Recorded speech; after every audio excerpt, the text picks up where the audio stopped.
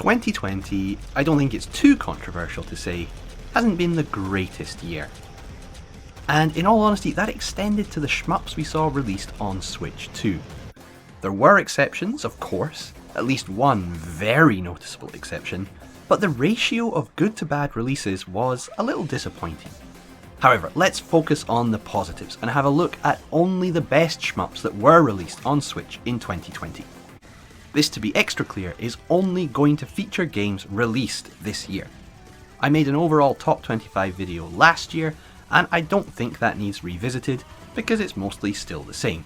Although I will mention roughly where I think some of this year's games might place in any such lists.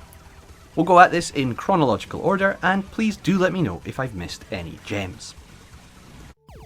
So the first good shmup we saw arrived in February in the weird and wonderful form of Project Starship.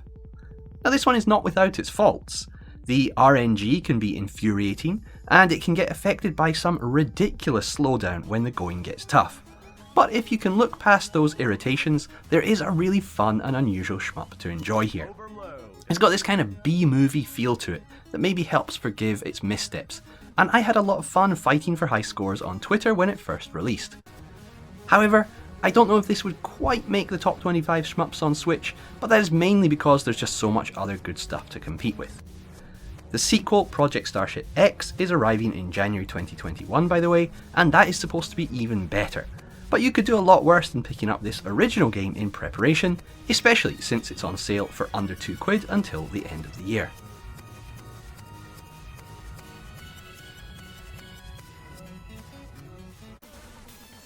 Next to come along was Dezutopia in March. This is a crazy game with a gonzo art style and a very deliberate lack of polish to its often disconcerting and trippy visuals. The gameplay is far tighter however, and features a very interesting multi-weapon, multi-directional shot system, as well as an incredible number of stages and routes through which to play them.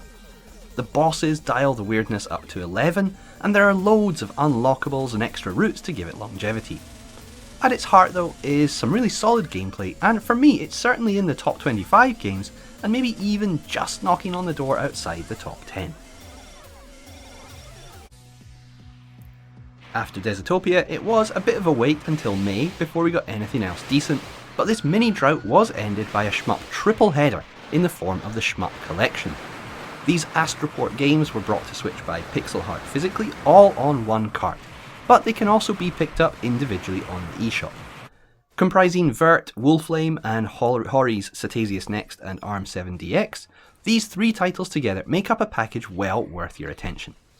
No, they are not the most refined shmups out there, and no, they're not the most visually spectacular either. But all three are good, solid, chunky, and unapologetically old school bits of fun, and I think taken as a whole, they'd sneak into the top 25 list overall.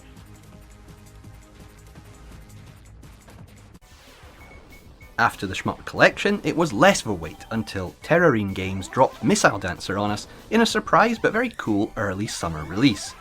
The visuals in this one are, like the developer's previous release Gemini Arms, somewhat basic, but the soundtrack is a real favourite of mine and very reminiscent of certain Amiga games. What really sets this one apart though is its unusual lock-on system. Now lock-on systems have been done before, but I've never played a shmup that places such a heavy emphasis on the mechanic, with your missile lock here being your main weapon. The system works really well however, and Missile Dancer would have a decent claim on a place just inside the top 25.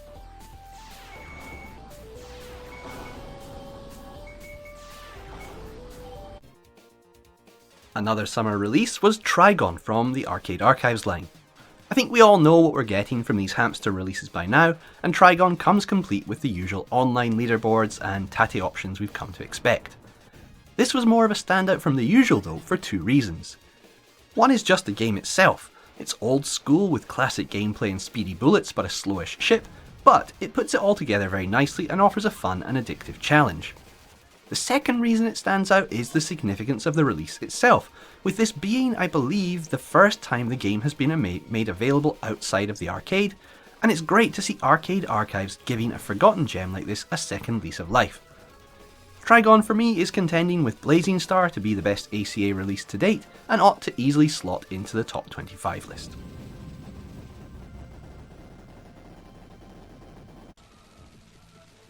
Shoot 'One Up DX came out in the middle of October, and I'll be honest, I somewhat wrote it off from its eShop page and screenshots. What a mistake that was though, as playing the game revealed it to be of far higher quality, with a seriously unique mechanic that sees you granted an extra playable ship on screen each time you pick up an extra life, which are plentiful by the way. This allows you to control a whole fleet of craft simultaneously. Far more than a gimmick, this mechanic is both fun and opens up a wealth of tactics to consider, especially when integrated so well with the game's brilliantly addictive scoring system. Definitely one to try out, and another that would not be out of place inside the top 25.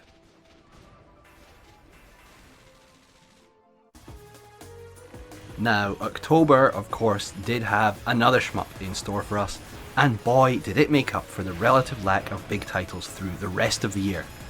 Crimson Clover hit the eShop on the 29th of the month, and has been dominating any talk of shmups on Switch with its brilliance ever since.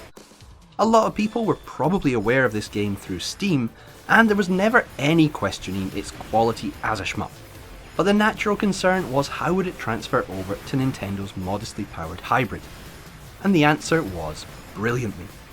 This World Explosion Edition, featuring a brand new arrange mode, may well currently be the best way to play Crimson Clover, provided your Joy-Cons don't drift, and with a wealth of extras and achievements, perfectly implemented Tatty mode, and multiple online rankings to climb, this one not only sails into the upper echelons of the top 10 shmups on Switch, it challenges Esperade and Rolling Gunner for the spot right at the top of the tree. It is a must own, and I can't recommend it highly enough.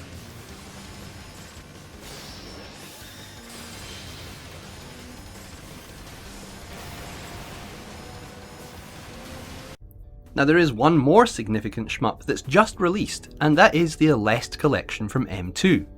I've got the physical pre-ordered, and hopefully it is winging its way to me right now, but I haven't received it yet, so can't offer much of an assessment.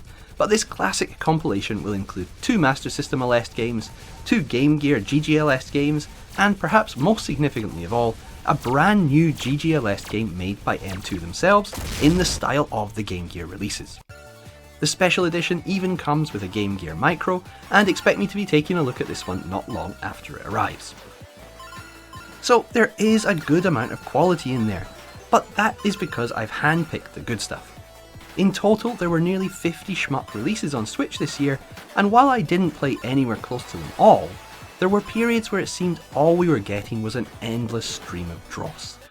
Looking back, however, there was more than enough to get excited about, and actually there is one other shmup related highlight of the year I do want to mention, namely a new YouTube channel all about shmups called Shmuck Junkie. You may have seen it already, but if not, it's an absolutely fantastic new channel with super high production values, an incredible amount of research into all the videos, and it's made by a guy whose love and enthusiasm for the genre just shines through in the most infectious way imaginable. I'd highly recommend the whole channel, but if you're looking for a place to start, I'll put a link to his shmups of the 80s and 90s videos in the description, because that is just such a great video, and I'm sure anyone who likes shmups will love it. Another positive of 2020 was the amount of upcoming shmup news we got, meaning we already know about some very exciting titles coming next year. With Project Starship X, the Cotton Reboot, R-Type Delta 2, Darius Cosmic Revelation, Raiden 4, Eurokill, which sees the return of G-Rev, and both Death Smiles 1 and 2, all already slated for 2021, on top of the Capcom Arcade Stadium release, which will feature Pro Gear, Giga Wing, Carrier Airwing, and all the 19XX games, along with many others.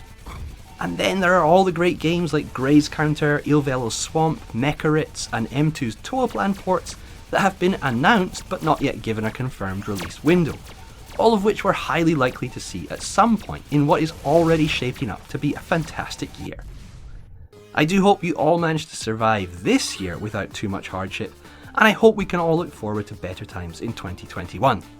Thanks very much to you all for watching this channel. It's really great to see so many people enjoying shmup content, and I wish you all a happy new year, and I hope to see you next year. Cheers.